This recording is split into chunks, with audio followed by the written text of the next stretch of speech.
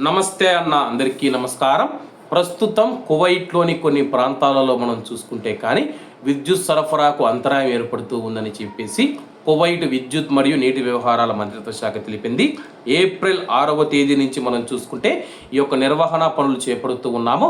కువైట్లోని secondary transformer స్టేషన్లు ఏవైతే ఉన్నాయో వాటిల్లో నిర్వహణ పనులు చేపడుతూ ఉన్నాము. దానివల్ల కువైట్లోని కొన్ని ప్రాంతాలలో విద్యుత్ సరఫరాకు అంతరాయం ఏర్పడింది. అలాగే ఈరోజు అర్ధరాత్రి నుంచి రేపు తెల్లవారుజామున వరకు మనం చూసుకుంటే ఈ యొక్క నిర్వహణ పనులు పూర్తయిపోతాయి. దీంతో కువైట్లో విద్యుత్ సరఫరాకు అంతరాయం ఉండదని చెప్పేసి మంత్రిత్వ శాఖ పేర్కొంది.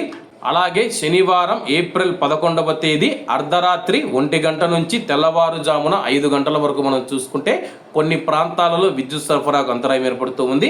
వివరాల్లోకి వెళితే షరకు గత 3, ఆల్ రై గత 1, జిలీబ్ ఆల్ సువై గత 3, జిలీబ్ ఆల్ సువైకు గత 4, వఫ్రా రెసిడెన్షియల్ గత 6, ఆల్ నయీం గత 2, సాల్మియా గత 4, హవల్లీ గత 1లో మనం చూసుకుంటే కానీ అర్ధరాత్రి 1 గంట నుంచి తెల్లవారుజామున 5 గంటల వరకు విద్యుత్ సరఫరాకు అంతరాయం ఏర్పడుతుందని చెప్పేసి, అలాగే ఈరోజు శనివారంతో చూసుకుంటే నిర్వహణ పనులు పూర్తయిపోతాయని చెప్పేసి, దీంతో రాబోయే రోజుల్లో 10 రోజుల పాటు విరామం ఇచ్చి మళ్ళీ సెకండరీ ట్రాన్స్ఫార్మర్ స్టేషన్లలో నిర్వహణ పనులు చేపడతామని చెప్పి విద్యుత్ మరియు నీటి వ్యవహారాల మంత్రిత్వ శాఖ తెలిపింది.